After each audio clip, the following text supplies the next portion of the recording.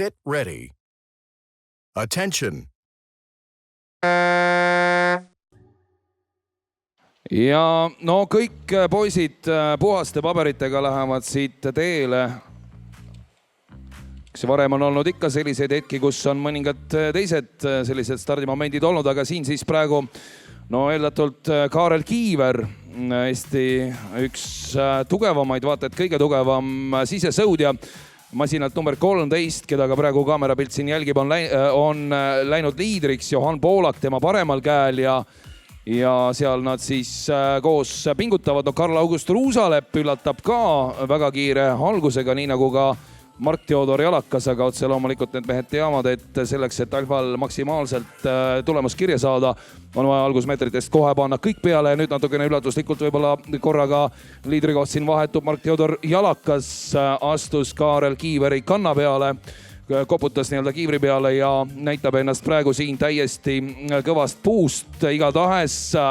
Kiiver ei jäta seda nii ja nüüd siis on juba näete, kuidas mees vajutab ja nüüd on see hetk, kus Kaarel Kiiver teab, et tuleb tema aeg ja see aeg on nüüd kätte jõudnud, kui 400 meetrit on sõidetud. Nüüd jõutakse õige pea poole distantsi märki ja siin tuleb nüüd vajutada. Sander Kaasik, mullune 5. mees, on hetkel teine koos Allar Rajaga, koos on nad seal minemas ja nüüd on küsimus selles, et mida teeb Raja. Mida suudab Kaasik? 10 meetrit on Kaarel Kiiveriga kaotusseisus mõlemad mehed ja Margus Kodasmaa liigub hästi, nii nagu ka Christopher Hein, Nikita Konstantinov, Uku Siim Timmusk. Kõik on suures mängus sees, aga kas on see medaliväng või midagi kahvatumat, see veel ei ole selge. Alla 400 meetri on liidritel minna. Kaarel Kiiver on oma 10-11 meetrist edu suutnud hoida ja Sander Kaasik on rajal hammastega kinni hoidmas igatahes.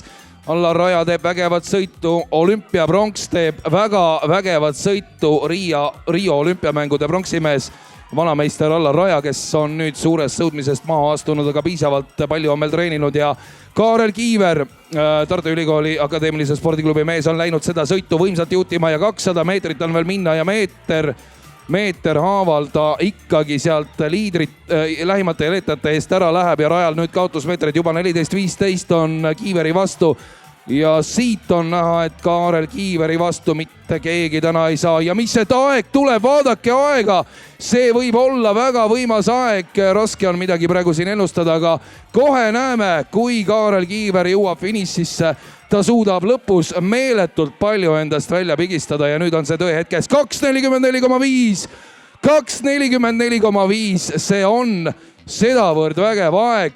Kaasik Sander 2.49,4, mis peaks olema tema kas uus tippmark. Margus Kodasmaa teeb, võib öelda, väga vägeva sõidu koos Christopher Heinaga.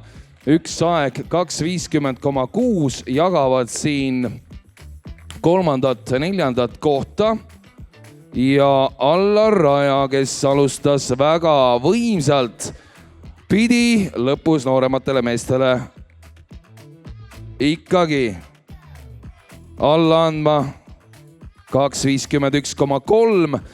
Uku Siim Timmusk 2.51,5, Nikita Sooglo 2.51,8, Johan Poolak 2.53,6 ja vaatame, kes siis viimasel alla 3 minuti sai. Oliver Hanson 2.59,6 ja nüüd siis 2.44,5.